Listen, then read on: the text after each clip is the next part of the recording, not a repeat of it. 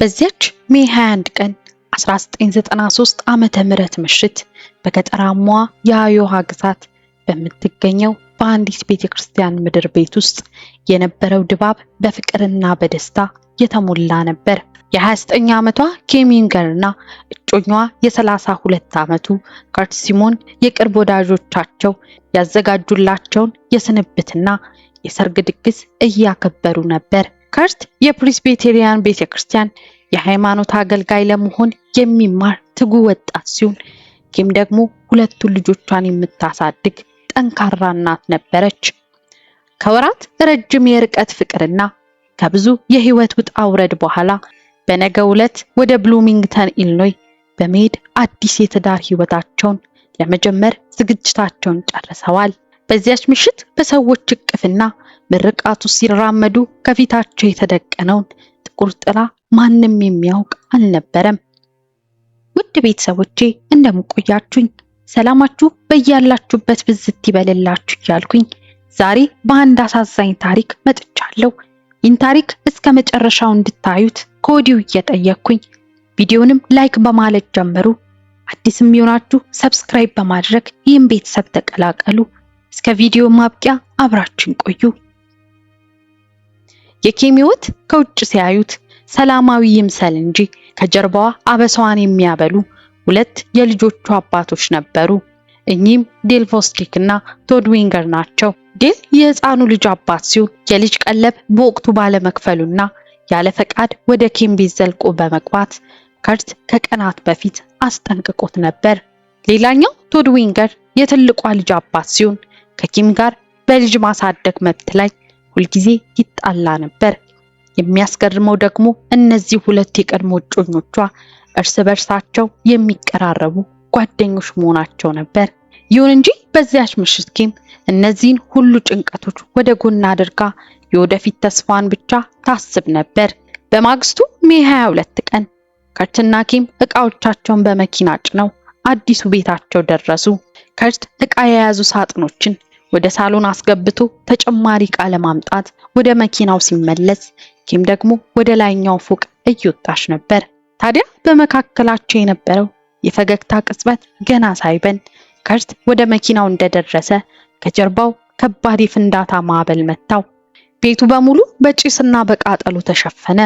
በቤት ውስጥ የተቀመጠው የፓይፕ ቦምብ በቅጽበት ፈንድቶ የኪምን ህይወት ሲቀጥፍ ከርት ደግሞ በድንጋጤና በከባድ ጉዳት መሬት ላይ ወደቀ። ይህን ጊዜ ፍንዳታው በደረሰበት ቅጽበት የአካባቢው ጸጥታ ሙሉ በሙሉ ተናጋ። የአምቡላንስና የፖሊስ ሳይረን ድምጽ አካባቢውን ረበሸው። የፌዴራል የጦር መሳሪያዎች ቁጥጥር ኤጀንሲና የኢሊኖይ ግዛት ፖሊስ መርማሪዎች ወዲያውኑ ቦታው ደረሱ።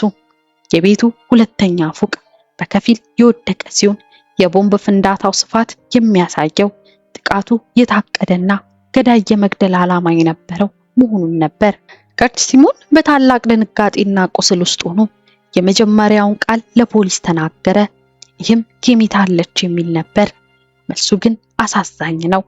የኪም ህይወት በዚያው ቅጽበት አልፎ ነበር። ነገሩ እዚህ ጋር ነው የሚገርመው። መርማሪዎቹ የኪምን የኋላ ታሪክ ማጣራት ሲጀምሩ ትኩረታቸው ወዲያውኑ ወደ ሁለቱ የቀድሞ አጋሮቿ አረፈ።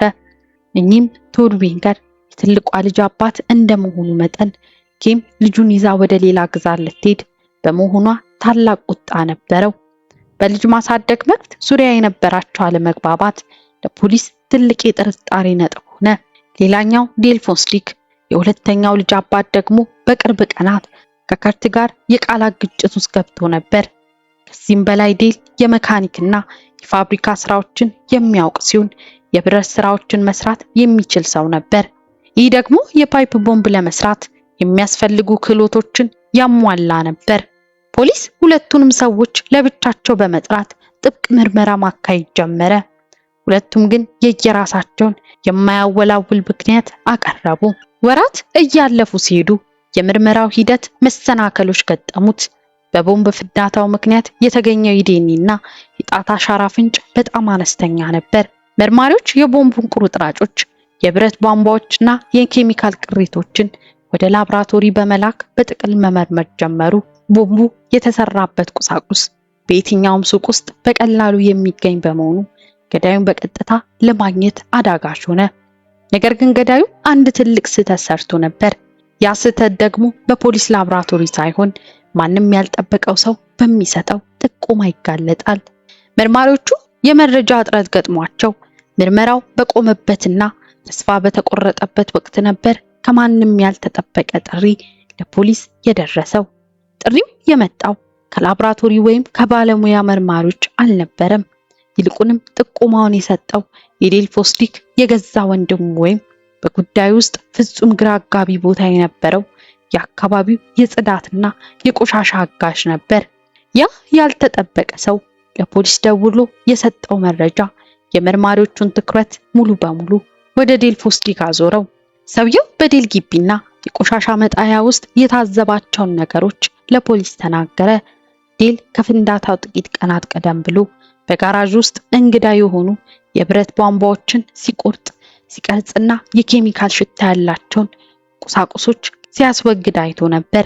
ታዲያ ይህ ያልተጠበቀ ፍንጭ እንደተገኘ ፖሊስ ፍርድ ቤት በመሄድ የዴልን ቤትና ጋራዥ ለመበርበር ትዕዛዝ አወጣ። ጊዜም ሳያጠፉ የፌዴራል ኤጀንቶች የዴልን ጋራዥ በጥንቃቄ ሲፈትሹ በሚያመነታ ሁኔታ የተደበቁ ወሳኝ ማስረጃዎችን አገኙ። እኚህም የብረት ቧንቧ ቁርጥራጮች፣ የብረት መጋዝና ማሽን ቅሪቶች እንዲሁም በቦምብ ውስጥ ጥቅም ላይ ከዋለው ብላክ ፓውደር ጋር ተመሳሳይ የሆኑ የኬሚካል ቅሪቶችን አገኙ። ከዚህ ግኝት በኋላ በላቦራቶሪ በተደረገው የኬሚካልና የብረት ንጽጽር ምርመራ በዴል ጋራዥ ውስጥ የተገኙት የብረት ቅጣፊዎችና ኪም በተደፋችበት ቤት ከተገኙት የቦምብ ቁርጥራጮች ጋር 100% አንድ አይነት መሆናቸው ተረጋገጠ። በኋላም ዴል በቁጥጥር ስር ውሎ ጥብቅ ምርመራ ተደረገበት። ተነሳሽነቱ ግልጽ ነበር። ይህም ኪም ልጁን ይዛ ወደ ሌላ ግዛት ልትሄድበት እንደሆነ ስላወቀ በጥላቻና በቅናት ተነሳስቶ ሕይወቷን ለማጥፋት ያቀደው አሰቃቂ ሴራ ነበር።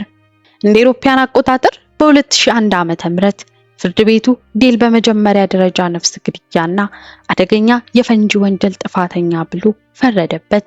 በኋላም ያለ ይቅርታ የሕይወት ዘመኑን እስራት ተበየነበት። ያ ያልተጠበቀ ሰው የሰጠው ጥቆማ ባይኖር ኖሮ ይህ አሰቃቂ ወንጀል ሳይጋለጥ የመቅረት እድሉ ከፍተኛ ነበር። በዚያ ችሎት ውስጥ የነበረው ድባብ እጅግ ከባድና ስሜት የሚነካ ነበር።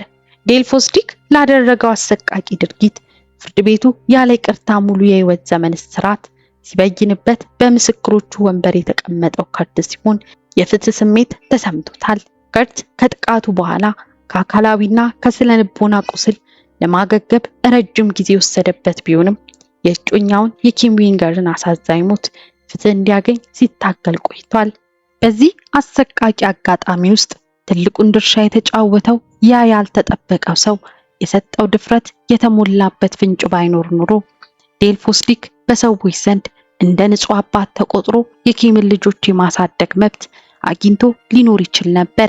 ኪም ዊንገር በዚያች ምሽት ያጣችው ሕይወቷን ብቻ አልነበረም፣ የልጆቿን የወደፊት ብሩህ ተስፋ ጭምር ነበር። ነገር ግን ታሪኩ በዚያ አላበቃም። ከርት ሲሞን ኪም ያሳየችውን ፍቅርና የጀመሩትን ህልም በማሰብ ኪም ያተረፈቻቸውን ልጆች በሙሉ በፍቅርና በእንክብካቤ ለማሳደግ ታላቅ ቃል ገባ። አሰቃቂውን አደጋ ተሻግረው ልጆቹ በጥሩ ስነ ልቦናና በጥሩ አየር ውስጥ እንዲያድጉ የተደረገው ጥረት የኪም መታሰቢያ ሁልጊዜ ሕያው ሆኖ እንዲኖር አድርጓል። ውድ ቤተሰቦቼ ለዛሬ ያዘጋጀሁት ቪዲዮ ይህን ይመስል ነበር። እስኪ እናንተስ በዚህ ታሪክ ላይ ምን ተሰማችሁ? ሐሳባችሁን ኮሜንት ላይ አሳውቁኝ። ላይክ እንዲሁም ለሌሎች እንዲደርስ ሼር እያደረጋችሁ ለዚህ ቻናልም አዲስ ሆናችሁ የምትመለከቱ ሰብስክራይብ እያደረጋችሁ ተቀላቀሉ። በሌላ አዲስ የወንጀል ታሪክ እስክንገናኝ ድረስ ቸር ቆዩልኝ።